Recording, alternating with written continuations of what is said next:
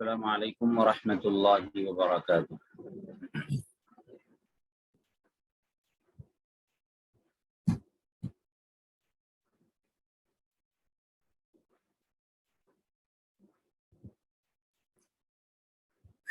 سیرت کے بارے میں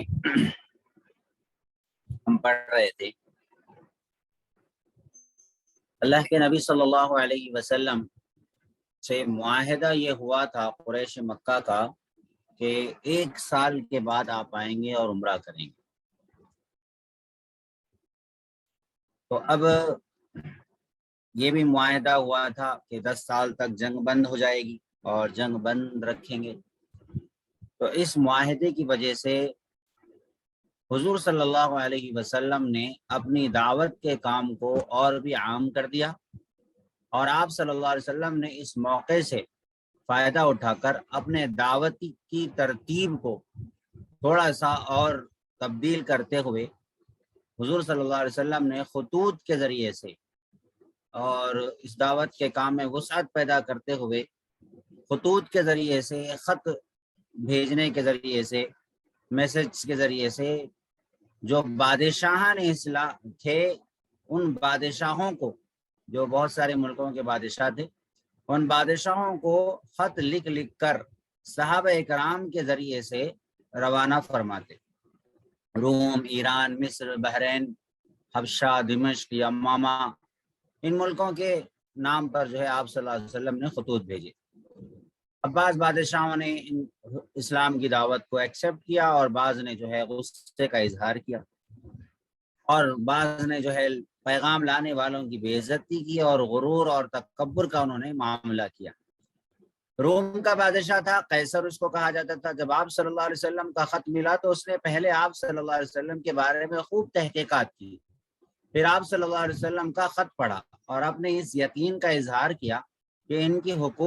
کی جو حکومت ہے وہ روم تک پھیل جائے گی، وہ سچے نبی ہیں۔ مجھے ان کے بارے میں اندازہ تھا، مگر یہ نہیں سمجھتا تھا کہ عرب میں ہوں گے۔ اگر میں ان تک پہنچ سکتا ہوں تو ان کے پیر دھونے کو سعادت سمجھتا۔ یہ سب کچھ کہا مگر ایمان نہیں لایا، کچھ اس کی ملکی اور سیاسی مجبوریوں کی وجہ سے۔ ایران کا بادشاہ تھا کسرا، اس کو آپ صلی اللہ علیہ وسلم کا خط پہنچا تو اس نے غصے میں اسے پھاڑ ڈالا۔ جب آپ صلی اللہ علیہ وسلم کو اس حرکت کا علم ہوا تو آپ صلی اللہ علیہ وسلم نے فرمایا اس کی حکومت بھی اسی طرح ٹکڑے ٹکڑے ہو جائے گی۔ چنانچہ جلدی اس کی حکومت بھی تباہ ہو گئی۔ یمن کا بادشاہ تھا، اس کو بھی آپ صلی اللہ علیہ وسلم نے خط بھیجا، تو خط بھیجنے کے بعد میں اس نے خط کو پڑھ کر اسلام قبول کر لیا۔ آپ صلی اللہ علیہ وسلم نے ان کی حکومت بھی اسی طرح برقرار رکھی۔ اسی طرح حبشہ کے بادشاہ نے بھی اسلام قبول کر لیا۔ اب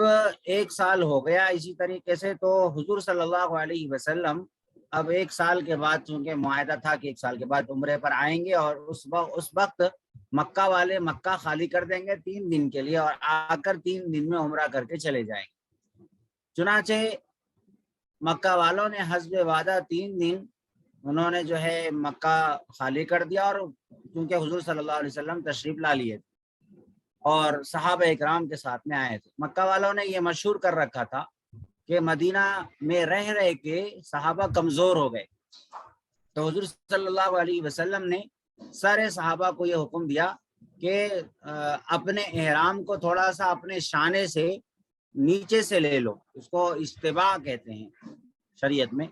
یعنی اپنے شانے کو اور اپنے مونڈے کو دکھاؤ اور اپنی طاقت کو دکھاؤ، اور رمل کرتے ہوئے تھوڑا سا شروع کے کچھ 3 چکریں جو ہے تھوڑا سا اکڑ کر چلو، تاکہ تمہاری شان اور شوکت بھی مشرکین کو جو پہاڑوں پر بیٹھے ہوئے ہیں دور سے وہ بھی نظر آ جائے۔ تو اس سے معلوم ہوتا ہے کہ کبھی ایسے موقع آتے ہیں کہ انسان کو بجائے عاجزی کے اپنی طاقت کا مظاہرہ کرنا بھی ضروری ہوتا ہے، تاکہ دشمن کی غلط فہمی دور ہو جائے کہ ہم کمزور ہیں۔ ہمیشہ دشمن کے سامنے اپنے اخلاق یا نرمی یا اپنے اللہ کے سامنے عاجزی کا مظاہرہ کرتے رہنا یہ تو اچھی بات ہے ہمیشہ، لیکن کبھی کبھی دشمن جو ہے ہمارے اخلاق کو، ہماری عاجزی کو اور ہمارے شرافت کو کمزوری سمجھ لیتا ہے، تو ایسے موقع پر اپنی طاقت کا مظاہرہ کرنا بھی ضروری ہوتا ہے۔ تو حضور صلی اللہ علیہ وسلم نے عین کعبہ کہ طواف کے وقت میں صحابہ کو حکم دیا کہ تھوڑا سا اپنے آپ میں اکڑ کر چلو، طواف کے کچھ چکر اس طریقے سے کرو۔ چنانچہ صحابہ اکرام نے بڑے جوش اور ولولے کے ساتھ میں بیت اللہ کا طواف کیا اور صفا مروہ کی سعی کی، اور مکہ کے جو مشرکین تھے وہ پہاڑ پر سے دیکھنے لگے اور ان کی طاقت کو دیکھ کر وہ تھوڑا سا مرعوب ہوئے، اور ان کی نورانیت اللہ کے ذکر کو دیکھ کر بہت ہی زیادہ وہ جو ہے ہیبت میں بھی مبتلا ہوئے، اور ایک دوسرے کو خود ہی ملامت کرنے لگے کہ ہم نے خواہ مخواہ جو ہے ان کے بارے میں غلط افواہ پھیلا دی تھی کہ یہ بیمار ہو گئے۔ بہرحال 3 دن کے بعد میں مشرکین کی طرف سے ان کا ایک نمائندہ آیا اور اس نے وعدہ یاد دلایا کہ آپ کا وقت ختم ہو گیا ہے، آپ یہاں سے جائیں۔ تو صحابہ اکرام اور حضور صلی اللہ علیہ وسلم حسب وعدہ مکہ سے نکل گئے، اور اس کے بعد بھی حضور صلی اللہ علیہ وسلم جو 10 سال کا معاہدہ تھا اس معاہدے کی پابندی کرتے رہے، اس کو صلح حدیبیہ کہتے ہیں۔ تو اس معاہدے کی وجہ سے حضور صلی اللہ علیہ وسلم کو بہت ساری تکلیفیں بھی جھیلنی پڑی۔ کچھ صحابہ اکرام حضور صلی اللہ علیہ وسلم کے پاس میں آ گئے تھے، یعنی مکہ سے مسلمان ہو کے، کچھ مشرکین مکہ سے مسلمان ہو کر آ گئے تھے مدینہ منورہ، اور بعض تو ایسے بھی تھے کہ جو ابھی معاہدہ لکھا بھی نہیں گیا تھا اسی وقت میں آ کر مسلمان ہو گئے تھے، لیکن بات چیت ہو گئی تھی لیکن لکھا نہیں گیا تھا معاہدہ۔ تو چونکہ معاہدے کی وجہ سے جو بھی مکہ کا آدمی مدینہ آئے تو اس کو واپس کرنا لازمی تھا، تو حضور صلی اللہ علیہ وسلم نے واپس کر دیا، اور واپس کرنے کی وجہ سے سارے مسلمانوں کو دکھ ہوا، افسوس ہوا کہ ہمارے ایک بھائی کو جو مسلمان ہوا ہے اس کو واپس کر دیا جا رہا ہے۔ زنجیروں میں جکڑ کر وہ کھینچ تان کر بھاگ کر آئے تھے جیل سے، قید سے، لیکن پھر مجبوراً جو ہے حضور صلی اللہ علیہ وسلم کو واپس بھیجنا پڑا۔ لیکن صحابہ تو صحابہ تھے، ابو بصیر، ابو جندل ان کا نام تھا، اور یہ لوگوں نے ایسا کیا کہ خود ہی مکہ سے بھاگے اور مدینہ کو آئے۔ جب مدینہ سے واپس ان کو بھیجا گیا 2 مشرکین کے ساتھ، مکہ کی مشرکین کے ساتھ میں واپس جب بھیجا گیا تو انہوں نے جو ہے راستے میں ان 2 مشرکین کو خود سے قتل کر دیا۔ یہ حضور صلی اللہ علیہ وسلم کا آرڈر نہیں تھا، خود سے انہوں نے ان مشرکین کو ختم کر دیا، کیونکہ ایک انسان کی جو آزادی ہے، ایک مذہبی جو آزادی ہے، اس کو یہ لوگ چھین رہے تھے۔ تو انہوں نے جو ہے اپنی آزادی کو برقرار رکھتے ہوئے، نہ تو حضور کا کوئی آرڈر تھا ایسا قتل کرنے کا، کچھ بھی نہیں تھا، انہوں نے اپنی طرف سے اس طریقے سے کیا۔ تو جب انہوں نے اس طریقے سے ختم کر دیا، اور پھر اب یہ ایسے بیچ کے راستے میں بیٹھ گئے، نہ مکہ گئے نہ مدینہ گئے، کیونکہ مدینہ جاتے تو حضور صلی اللہ علیہ وسلم سے ڈانٹ پڑتی، مکہ جاتے تو مکہ کے مشرکین پکڑ لیتے۔ تو انہوں نے بیچ میں ایک پڑاؤ ڈال دیا، ایک ایسی جگہ پر جہاں سے مکہ کے لوگ بھی آتے جاتے رہتے تھے، تو وہاں پر انہوں نے پڑاؤ ڈال دیا۔ اب یہ لوگ، جو بھی مکہ کا آدمی مسلمان ہوتا تو وہ جا کر ابو بصیر، ابو جندل سے مل جاتا، اور رہتے رہتے وہاں پر ایک اچھی خاصی ٹیم تیار ہو گئی۔ اب ان لوگوں نے مل کر جو ہے خود ہی اپنی جماعت بنائی، اور خود ہی اپنی حفاظت کا طریقہ انہوں نے سیکھ لیا، اور خود ہی جو ہے انہوں نے اپنی حفاظت کرتے رہے، اور جو مکہ کے لوگ آتے تھے اس راستے سے ان کو جو ہے کس طریقے سے ان سے مال چھیننا، جس طرح سے انہوں نے، مکہ والوں نے ان کو ستایا ہے، اسی طرح یہ لوگ بھی ان کو ستاتے اور ان کا مال وغیرہ جو ہے لیتے، اور ان کو جو ہے ڈراتے اور ان کو واپس بھگاتے۔ اب مکہ کے مشرکین نے جو ہے بہرحال تنگ آئے، اور تنگ آ کر حضور صلی اللہ علیہ وسلم سے درخواست کی کہ آپ ان کو اپنے پاس بلا لو، یہ راستے میں رہ کے ہمارا دماغ کھاتے ہیں۔ لہذا بہرحال پھر حضور صلی اللہ علیہ وسلم نے خط لکھا کہ بھائی تم وہاں پر مت بیٹھو، میرا حکم بھی نہیں تھا کہ وہاں پر بیٹھ جاؤ تم، لہذا اب وہاں سے اٹھ جاؤ، اب وہاں سے نکل جاؤ اور میرے پاس میں آ جاؤ۔ جب حضور صلی اللہ علیہ وسلم کا یہ خط ابو بصیر کے پاس میں پہنچا تو وہ خط کو پڑھتے پڑھتے ہی انتقال ان کا ہو گیا، وہ مرض الموت میں گرفتار ہوئے اور اسی حالت میں ان کا انتقال بھی ہو گیا۔ لیکن اتنا سب ہونے کے باوجود بھی، کیونکہ حضور صلی اللہ علیہ وسلم نے مکمل طور پر پوری حضور صلی اللہ علیہ وسلم نے امانت داری، دیانت داری اور معاہدے کی پاسداری کرتے ہوئے حضور صلی اللہ علیہ وسلم نے اس معاہدے کو برقرار رکھا، لیکن قریش نے اس معاہدے کی خلاف ورزی کی، اور حضور صلی اللہ علیہ وسلم کا جو متحدہ اور حلیف پارٹی تھی، اور جو آپ صلی اللہ علیہ وسلم سے کے امان میں، حفظ و امان میں تھی، تو وہ پارٹی کو ایک قریش کی پارٹی نے، قریش کی ایک پارٹی تھی بنی بکر، حضور صلی اللہ علیہ وسلم کی ایک پارٹی تھی بنو خزاعہ. تو یہ بنو خزاعہ حضور کے حلیف پارٹی تھی، حضور کے ساتھ والے تھے، اور بنو بکر جو تھے وہ قریش کے ساتھ میں تھے. تو اب بنو بکر جو ہے انہوں نے قریش کی مدد سے معاہدے کی خلاف ورزی کرتے ہوئے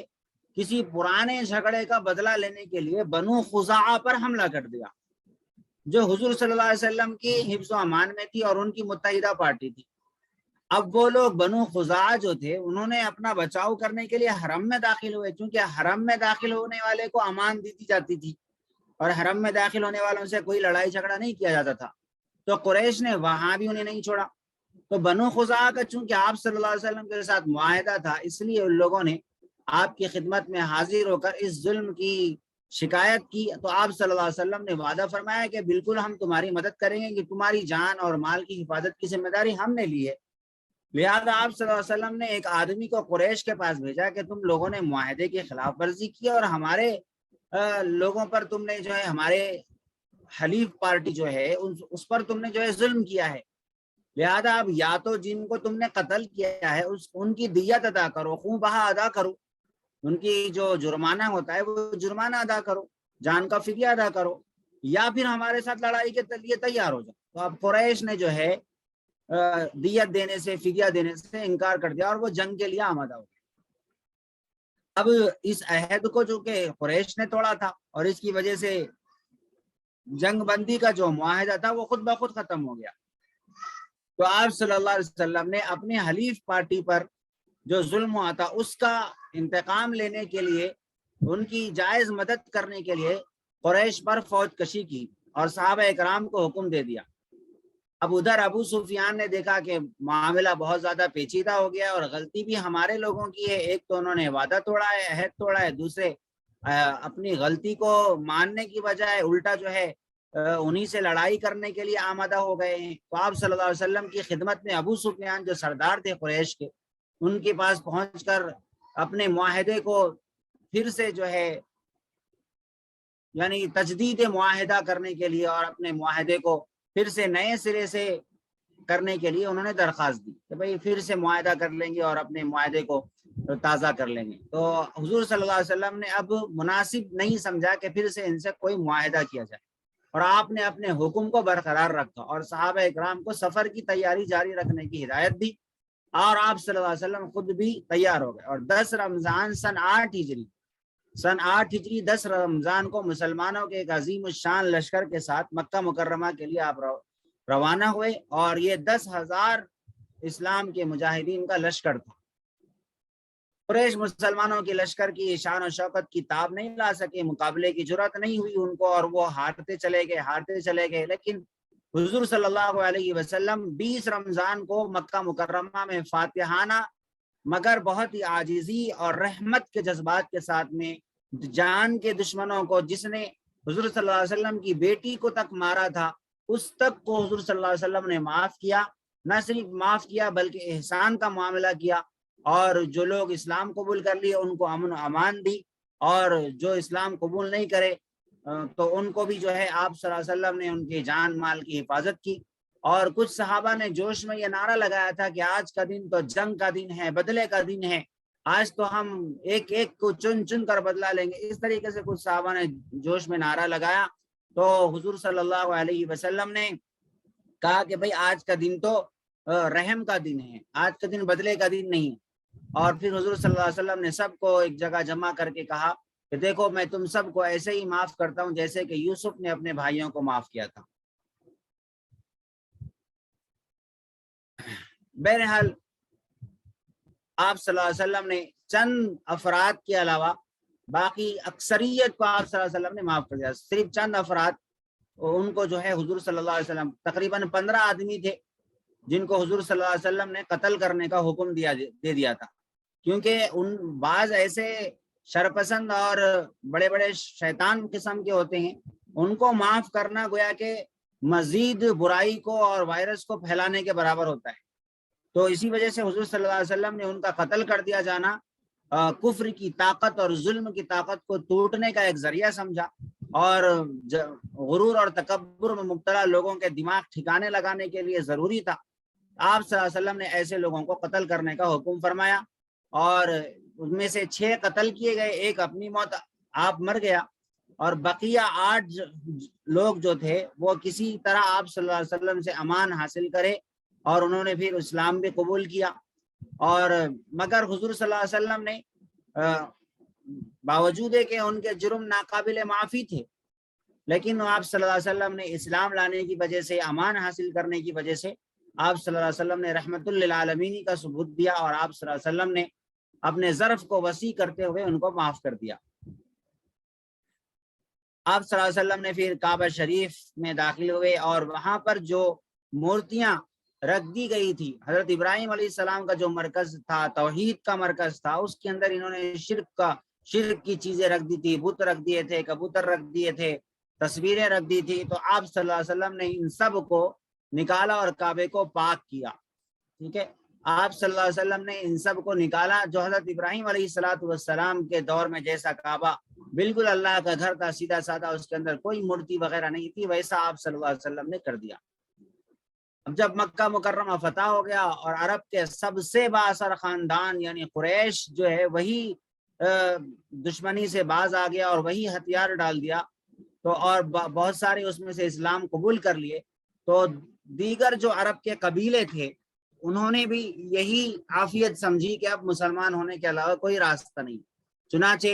سن 9 ہجری میں بہت خوب تیزی کے ساتھ اسلام پھیلتا رہا، مختلف قبیلے آتے گئے اور آپ صلی اللہ علیہ وسلم کے پاس اسلام قبول کرتے رہے، اسلام کی حقیقت کو سمجھتے رہے۔ اور اس سال کو سن 9 ہجری کو مورخین اور سیرت نگاروں نے عام الوفود کہا، یعنی اس سال جو ہے بہت سارے قافلے آتے رہے۔ بہرحال 13 سالہ مکی دور تھا، بہت ہی صبر کا دور تھا، اور 8 سالہ مقابلے کا ایک کشمکش کا دور تھا مدینہ کا۔ تو اس کے بعد میں پھر فتح ہوئی، اور پھر اسلام کا سکہ چاروں طرف قائم ہو گیا، اور عرب سے شرک کو حضور صلی اللہ علیہ وسلم نے ختم کر دیا۔ صدیق اکبر رضی اللہ عنہ کو حاجیوں کا امیر بنایا گیا، اور آپ صلی اللہ علیہ وسلم نے اعلان کروا دیا حضرت علی رضی اللہ عنہ سے کہ آج کے بعد سے کوئی مشرک حج کے لیے نہیں آئے گا، اور عرب کے اندر جتنے بھی مورتیاں اور بت خانے تھے ان سب کو ختم کر دیا، اور اعلان فرما دیا گیا کہ جزیرۃ العرب میں کوئی شرک نہیں ہوگا، اور یہاں سے شرک کو حضور صلی اللہ علیہ وسلم نے پاک صاف کر دیا۔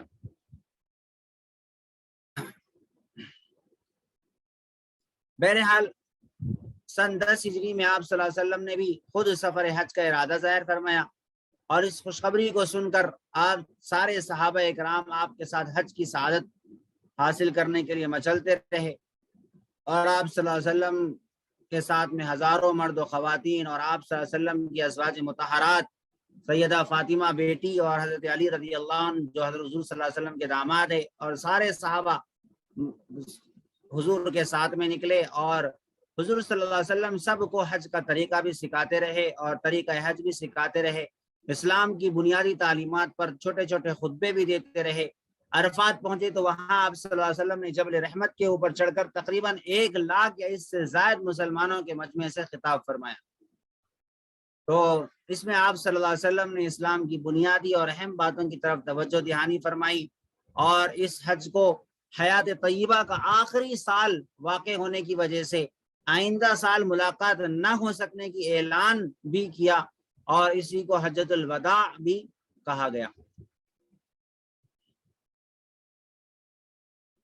پھر حضور صلی اللہ علیہ وسلم پر آخری آیتیں بھی نازل ہوئی ہیں، الیوم اکملت لکم دینکم واتممت علیکم نعمتی ورضیت لکم الاسلام دینا، کہ آج کے دن میں نے تمہارے دین کو مکمل کر دیا اور میری نعمت کو میں نے تام کر دیا، اور تمہارے لیے اسلام کو دین ہونا یہ پسند کر لیا۔ چنانچہ دین و اسلام مکمل ہو گیا، اور لوگ جوق در جوق اسلام میں داخل ہوتے رہے، اور آپ صلی اللہ علیہ وسلم نے اللہ کی تسبیح بیان کی، تکبیر بیان کی، اور صحابہ اکرام کو اس بات کی تلقین کی کہ جو کچھ میں نے تمہیں کہا ہے تم اس کو دوسروں تک پہنچاتے رہنا۔ ایک دن حضور صلی اللہ علیہ وسلم شہداء احد کے مقابر پر قبروں پر تشریف لے گئے، ان کے لیے دعائیں مغفرت فرمائی۔ ایک رات جنت البقیع تشریف لے گئے اور وہاں آرام کرنے والے مسلمانوں کے لیے دعا فرمائی۔ اور یہ بھی فرمایا کہ مبارک ہو کہ تم ان آزمائشوں سے محفوظ ہو جس میں لوگ مبتلا ہے، فتنے اندھیری رات کے ٹکڑوں کی طرح ایک کے پیچھے ایک بڑھتے جا رہے ہیں، اور ہر اگلا فتنہ پچھلے فتنے سے بہت برا ہے۔ ایک مرتبہ حضرت فاطمہ رضی اللہ عنہ سے فرمایا کہ جبرائیل ہر سال رمضان میں میرے ساتھ قرآن کریم کا صرف ایک دور کرتے تھے، اس سال 2 دور کیے ہیں، میں گمان کرتا ہوں کہ میری روانگی کا وقت قریب آ گیا ہے۔ نیز اس رمضان میں آپ صلی اللہ علیہ وسلم نے 10 کے بجائے 20 دن کا اعتکاف فرمایا۔ تو بہرحال حضور صلی اللہ علیہ وسلم نے لوگوں کو اللہ سے ملایا اور لوگوں کے دلوں میں اللہ کا ڈر بھی پیدا کیا، اللہ کی محبت بھی پیدا کی، اور لوگوں کے حق میں دعائیں بھی کی۔ ایک مرتبہ حضور صلی اللہ علیہ وسلم مسجد میں تشریف لائے اور صحابہ اکرام کے مجمع سے خطاب کرتے ہوئے ارشاد فرمایا، اگر میں نے کسی کو مارا ہو یا برا بھلا کہا ہو تو وہ مجھے معاف کر دے یا انتقام لے لے، اور اگر میرے ذمے کسی کا پیسہ باقی ہے تو وہ مجھے معاف کر دے یا مجھ سے اپنا حساب کتاب کر لے۔ خبردار اس معاملے میں کوئی شخص شرم یا میری ناراضگی کا لحاظ اور خیال نہ کرے، کیونکہ دنیا میں معاملات کی صفائی آسان ہے، قیامت کے دن یہ کام بہت مشکل ہے۔ 29 سفر المظفر، سفر کا مہینہ سن 11 ہجری، دوشنبے کے دن کسی جنازے میں شرکت کے لیے تشریف لے گئے۔ واپسی پر ہی آپ صلی اللہ علیہ وسلم کی صحت بہت ناساز رہنے لگی، درد سر اور شدید بخار ہو گیا۔ بخار اس قدر شدید تھا کہ سر مبارک پر جو رومال ڈال رکھا تھا، بخار کی تیزی کی وجہ سے اس رومال کے اوپر سے بھی تیزی محسوس ہو رہی تھی، اور آپ صلی اللہ علیہ وسلم اس حالت میں بھی 11 یوم تک نماز کے لیے مسجد تشریف لاتے اور امامت فرماتے رہے۔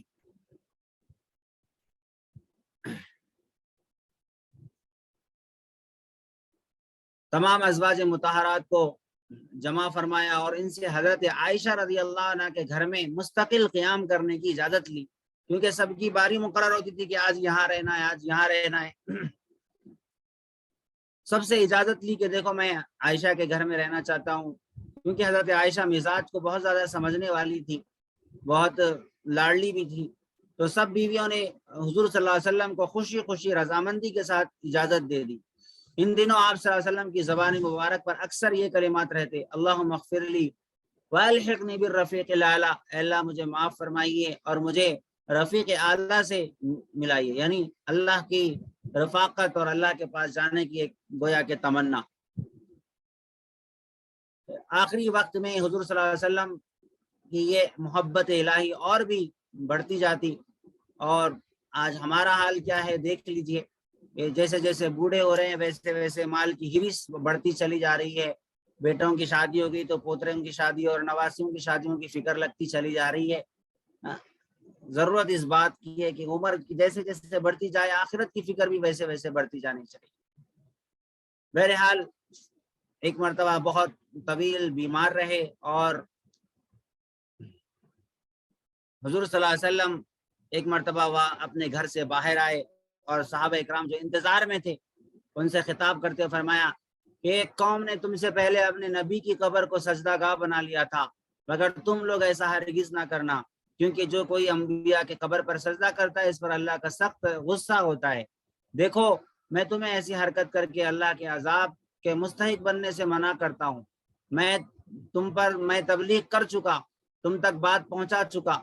یہ کہہ کر حضور صلی اللہ علیہ وسلم نے اللہ تعالیٰ کو اپنے فریضے کی ادائیگی پر گواہ بنایا کہ اللہ اس پر گواہ ہے۔ اس کے بعد نماز پڑھائی، نماز کے بعد ممبر مبارک پر آخری مرتبہ چڑھے اور فرمایا کہ ایک بندے کو زندگی اور موت کے بارے میں اختیار دیا گیا تو اس نے آخرت کو دنیا کے مقابلے میں پسند کر لیا ہے۔ پھر آپ صلی اللہ علیہ وسلم نے انصار کے بارے میں خصوصی وصیت فرمائی، ان کے احسانات کا ذکر فرمایا اور فرمایا کہ انصار کی اچھائیاں قبول کر لو اور کوئی غلطی ہو جائے تو معاف کر دیا کرو۔ جمعرات کے دن مغرب وہ آخری نماز تھی جو صحابہ اکرام نے آپ صلی اللہ علیہ وسلم کی اقتداء میں ادا کی۔ اس نماز میں آپ صلی اللہ علیہ وسلم نے سورہ مرسلات کی تلاوت فرمائی۔ اس دن نماز عشاء کے لیے بھی مسجد میں آنے کو بہت بے چین ہوئے مگر تشریف نہیں لا سکے۔ حضرت ابوبکر رضی اللہ عنہ کو ہدایت دی کہ آپ امامت کریں، چنانچہ حضرت ابوبکر رضی اللہ عنہ نے نماز پڑھائی۔ کہ صدیق اکبر رضی اللہ عنہ کی خلافت کا بھی گویا اعلان تھا کہ حضور صلی اللہ علیہ وسلم کے بعد میں اگر کوئی خلیفہ بننے کے حقدار ہیں تو حضرت ابوبکر صدیق رضی اللہ عنہ۔ یہیں سے خلیفہ اول صدیق اکبر رضی اللہ عنہ نے آپ صلی اللہ علیہ وسلم کی خلافت اور نیابت کا منصب آپ صلی اللہ علیہ وسلم کا جیتے جی سنبھال لیا تھا۔ ہفتہ یا اتوار کے دن آپ صلی اللہ علیہ وسلم نے اپنے 40 غلاموں کو آزاد فرمایا اور صرف 7 دینار جو گھر میں رکھے ہوئے تھے انہیں بھی خیرات کروا دیا۔ اپنے ہتھیار مسلمانوں کو عطا فرما دیے۔ آپ صلی اللہ علیہ وسلم کی زرہ اس وقت ایک یہودی کے پاس رہن رکھی ہوئی تھی۔ اس رات میں گھر کی حالت یہ تھی کہ حضرت عائشہ رضی اللہ عنہ کو اپنا چراغ جلانے کے لیے تیل پڑوس سے منگوانا پڑا۔ پیر کے دن صبح کی نماز ہو رہی تھی کہ آپ صلی اللہ علیہ وسلم نے اپنے کمرے مبارک کا پردہ اٹھا کر نماز با جماعت کی پرکشش منظر کا نظارہ فرمایا۔ نماز با جماعت کا منظر دیکھ کر آپ صلی اللہ علیہ وسلم کا چہرہ کھل اٹھا، ہونٹوں پر مسکراہٹ کھلنے لگی، کیونکہ یہ آپ کی 23 سالہ قربانیوں کا ایک پھل تھا جو آپ لہلہاتے ہوئے دیکھ رہے تھے۔ دن چڑھے حضرت فاطمہ رضی اللہ عنہ ملاقات کو آئی تو قریب بلا کر ان کو وفات کی خبر دی۔ یہ سن کر وہ رو پڑی۔ پھر آپ نے قریب کر کے انہیں بتلایا کہ غم مت کرو، مجھ سے سب سے پہلے ملنے والی تم ہی ہو۔ اس پر وہ خوشی سے ہنسنے لگی۔ آپ کی شدت تکلیف کو دیکھ کر حضرت فاطمہ رضی اللہ عنہ بیٹی نے آہ بھری تو فرمایا کہ آج کے بعد تیرے باپ کو پھر کبھی تکلیف نہ ہوگی۔ حضرات حسنین کریمین کو قریب کر کے ان کا بوسہ لیا، پھر ازواج مطہرات کو جمع کر کے اپنی بیویوں کو جمع کر کے نصیحتیں فرمائیں۔ حضرت علی رضی اللہ عنہ کو بلا کر انہیں بھی کچھ نصیحت فرمائیں۔ اس کے بعد عام مسلمانوں کے لیے ارشاد فرمایا کہ نمازوں کا خاص خیال رکھو اور اپنے ماتحتوں سے اچھا سلوک کیا کرو۔ اس کے بعد سرکار دو عالم صلی اللہ علیہ وسلم نے پر نزا کی کیفیت طاری ہوئی۔ اس وقت صدیقہ عائشہ رضی اللہ عنہ آپ صلی اللہ علیہ وسلم کو پیچھے سے سہارا دیے بیٹھی تھی۔ سرہانے پانی کا پیالہ رکھا ہوا تھا۔ آپ صلی اللہ علیہ وسلم نے اس میں ہاتھ ڈبا کر چہرے انور پر ملتے جا رہے تھے۔ زبان مبارک پر یہ کلمات تھے، لا الہ الا اللہ ان للموت سکرات، اللہ کے سوا کوئی عبادت کے لائق نہیں، بے شک موت کی ایک زبردست سختی ہے۔ حضرت عائشہ رضی اللہ عنہ کے بھائی عبد الرحمن ابن ابو بکر گھر میں آئے تو ان کے ہاتھ میں مسواک دیکھ کر اس کی رغبت ظاہر فرمائی۔ حضرت عائشہ رضی اللہ عنہ نے اسے دانتوں سے نرم کر کے پیش کیا۔ آپ صلی اللہ علیہ وسلم نے اپنے دانتوں میں مسواک کر کے دونوں ہاتھ اٹھائے اور دعا فرمائی، اللہم الرفیق الاعلی، اے اللہ میں اب آپ کے پاس آنا چاہتا ہوں۔ یہ آپ صلی اللہ علیہ وسلم کی زبان مبارک کے آخری الفاظ تھے جو 23 برس سے پیغام میں خداوندی کے پہنچانے اور اللہ کی طرف بندوں کو دعوت دینے میں دن رات مصروف تھے۔ اس کے بعد اللہ کے اس محبوب اور آخری نبی کی زبان مبارک قیامت تک کے لیے خاموش ہو گئی۔ دنیا وحی کی برکات اور زبان نبوت کے کلمات سے ہمیشہ کے لیے محروم ہو گئی۔ اب اس کے بعد صحابہ اکرام کا بہت ہی حال تھا اور ان کے اوپر ایک حال طاری ہو گیا۔ اس غم کی خبر کو سن کر کوئی جنگل کی طرف نکل گئے، کوئی بے زبان بن کر بے ہوشی کی حالت میں بت بن کر گویا کہ کھڑے ہو گئے۔ عمر فاروق رضی اللہ عنہ تو مانتے ہی نہ تھے کہ آپ کی وفات ہوئی۔ حضرت عثمان رضی اللہ عنہ اپنے آپ میں نہیں تھے۔ ازواج مطہرات ادھر الگ سے پریشان تھی۔ فاطمہ بطول رضی اللہ عنہ علیحدہ وہ غمگین تھے۔ کسی کے سمجھ میں کچھ نہیں آ رہا تھا کہ یہ کیا اچانک ہو گیا۔ اب اس کے بعد میں خلیفہ اول حضرت صدیق اکبر رضی اللہ عنہ نے سب کو سنبھالا اور قرآن مجید کی آیتیں پڑھی۔ پارے 4 کی آیتیں ہیں، وما محمد الا رسول قد خلت من قبله الرسل افإن مات او قتل انقلبتم على اعقابكم ومن ينقلب على عقبيه فلن يضر الله شيئا۔ یعنی حضرت محمد صلی اللہ علیہ وسلم تو اللہ کے ایک رسول ہیں، اگر وہ وفات پا جائیں یا انہیں شہید کر دیا جائے تو کیا تم اپنے دین سے پھر جاؤ گے؟ اور اگر کوئی ایسا کرے تو اللہ کو کچھ نقصان نہ پہنچا سکے گا، اپنا ہی کچھ کھوئے گا۔ اب اس خطبے کو سننے کے بعد سارے صحابہ کرام کے دل قابو میں آئے اور انہوں نے فیصلے خداوندی کے آگے اپنے سر اطاعت کو جھکا دیا اور اپنے دلوں کو جو ہے انہوں نے صبر کی تلقین کی۔ اور بہرحال حضور صلی اللہ علیہ وسلم کو حضرت ابو بکر رضی اللہ عنہ کی عمارت میں حضرت علی رضی اللہ عنہ نے غسل دیا۔ حضرت عباس رضی اللہ عنہ اور ان کے 2 صاحبزادوں نے فضل اور قسم انہوں نے اس کام میں مدد کی۔ پھر آپ صلی اللہ علیہ وسلم کو صدیقہ عائشہ رضی اللہ عنہ کے کمرے میں کھودی گئی ایک قبر مبارک کے کنارے رکھ کر صدیق اکبر رضی اللہ عنہ کی ہدایت کے مطابق سب لوگ باہر نکل آئے۔ پہلے فرشتوں نے نماز جنازہ پڑھی، پھر تھوڑے تھوڑے صحابہ آتے رہے، اندر جاتے رہے اور نماز پڑھتے رہے، نماز جنازہ پڑھ کر آتے رہے۔ با جماعت مکمل ایک بڑی جماعت بنا کے نہیں پڑھی گئی۔ کافی دیر تک یہ سلسلہ چلتا رہا۔ جب سارے لوگ نماز جنازہ سے فارغ ہو گئے تو آپ صلی اللہ علیہ وسلم کے اس نورانی جسم کو حضرت علی رضی اللہ عنہ، حضرت فضل ابن عباس رضی اللہ عنہ، حضرت اسامہ بن زید رضی اللہ عنہ، حضرت عبد الرحمن ابن عوف رضی اللہ عنہ نے قبر میں اتار کر حق تعالیٰ کی امانت حق تعالیٰ کے حوالے کر دی۔ بہت سارے حاضرین نے قبر اطہر کو مٹی دینے کی سعادت حاصل کی۔ قبر مبارک کی اوپر کی جو مٹی ہے اس کو اونٹ کی کوہان، اونٹ کی جو ابری ہوئی ہڈی ہے اس کی شکل میں زمین سے تھوڑا سا بلند کر دیا گیا، اس پر پانی چھڑکا گیا۔ اس طرح زمین کے اس مبارک حصے نے نبوت کے آفتاب اور رحم و کرم، جود و سخاوت کے پیکر کو اپنی آغوش میں چھپا لیا۔ اس کے بعد پھر حضرت ابو بکر صدیق رضی اللہ عنہ کو متفقہ طور پر لوگوں نے خلیفہ بنایا اور خلیفہ تسلیم کیا گیا، اور آپ رضی اللہ عنہ نے پھر مختلف امور انجام دیے اور امت کو سنبھالا، اور جو لوگ دین سے پھر گئے تھے ان سے قتل و قتال کی بھی نوبت آئی، جنگ کی بھی نوبت آئی۔ اور حضور حضرت ابو بکر صدیق رضی اللہ عنہ نے پہلا جو خطبہ دیا وہ یہ فرمایا کہ لوگوں، مجھے امیر اور خلیفہ بننے کا کبھی شوق نہیں ہوا، نہ دن میں نہ رات میں، مجھے کبھی شوق نہیں ہوا، نہ میں نے کبھی اس کے لیے دعا کی، نہ ظاہر میں نہ بدل، لیکن آج میں نے اس بوجھ کو محض اس ڈر سے اٹھا لیا ہے کہ میں آگے بڑھ کر اس وقت امت کو نہ سنبھالوں تو امت کے درمیان کہیں فتنہ اور اختلاف نہ ہو، امت ٹوٹ نہ جائے۔ اب اگرچہ تمہارے چن لینے سے میں تمہارا امیر ہو گیا ہوں، مگر مجھے تم پر کوئی فضیلت نہیں۔ ہمارے سامنے قرآن و سنت اور احکام شریعت موجود ہے، سب سے عقل مند وہ ہے جو سب سے زیادہ متقی ہے۔ میرے نزدیک تمہارا طاقتور اس وقت تک کمزور ہے جب تک کہ میں اس سے کمزور کا حق نہ دلوا دوں، اور تمہارا کمزور اس وقت تک طاقتور ہے جب تک کہ اس کو اپنا حق حاصل نہ ہو جائے۔ لوگوں میں سنت کی اتباع کرنے والا اور بدعت سے نفرت کرنے والا آدمی ہوں، جب تک میں صحیح چلوں تم میرا ساتھ دو، اور اگر میں خدا نخواستہ سیدھے راستے سے ہٹ جاؤں تو تم مجھے راہ راست پر لے آؤ۔ اللہ تعالیٰ میری اور تمہاری مغفرت فرمائے۔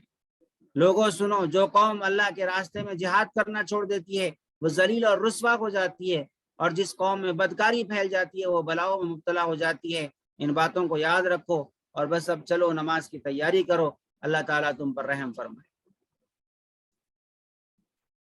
اللہ تعالیٰ ہماری اس سیرت کو سننے کو، ہمارے پڑھنے کو قبول فرمائے، اور ہمارے اس کورس کو بھی اللہ تعالیٰ مفید بنائے۔ وآخر دعوانا الحمدللہ رب العالمین۔